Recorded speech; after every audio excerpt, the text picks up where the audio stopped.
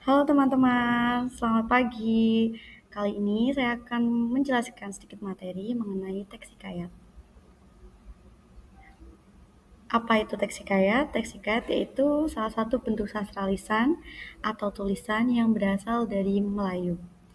Jadi, hikayat itu yaitu salah satu bentuk sastra lisan atau tulisan yang berasal dari tradisi Melayu. Hikayat biasanya menceritakan tentang kisah kerajaan atau tokoh-tokoh legendaris. Biasanya bersifat fiktif maupun berdasarkan sejarah. Hikayat juga sering mengandung unsur-unsur moral dan ajaran agama. Asal-usul hikayat yaitu berasal dari tradisi lisan masyarakat Melayu sejak zaman dahulu. Cerita-cerita ini kemudian dituliskan dan disebarkan melalui manuskrip. Hikayat menjadi salah satu bentuk sastra populer di Nusantara pada abad ke-15 hingga ke-19. Ciri-ciri hikayat yang pertama yaitu menceritakan tentang tokoh legendaris yang menjadi simbol kebijaksanaan, keberanian, dan keteladanan. Yang kedua, mengandung unsur magis atau mistik. Yang ketiga, mengandung nilai moral dan pesan kehidupan yang dapat diambil sebagai pelajaran bagi pembacanya. Yang keempat, menggunakan bahasa yang khas dan klasik.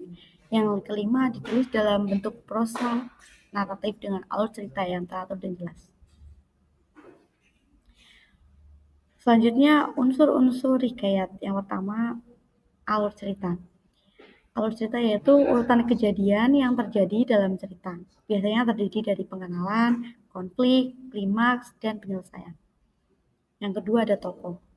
Tokoh itu orang yang terlibat dalam cerita. Biasanya terdapat tokoh protagonis dan antagonis. Yang ketiga ada latar. Latar biasanya ditandai oleh tempat dan waktu terjadinya cerita. Latar ini dapat mempengaruhi alur cerita dan karakter tokoh. Jenis-jenis hikayat yang pertama ada hikayat raja, yaitu menceritakan kisah-kisah raja dan kerajaannya. Yang kedua hikayat panji, menceritakan kisah petualangan dan romansa dari tokoh panji. Yang ketiga hikayat Abu Nawas, menceritakan kisah-kisah lucu dan cerdik dari tokoh Abu Nawas. Demikian berikut contoh-contoh hikayat yaitu yang terkenal di Indonesia yaitu hikayat Amir Hamzah, hikayat Abdul, hikayat Hang Tuah, dan hikayat Bayan Budiman. Semoga sedikit materi ini yang saya berikan dapat bermanfaat untuk kita semua.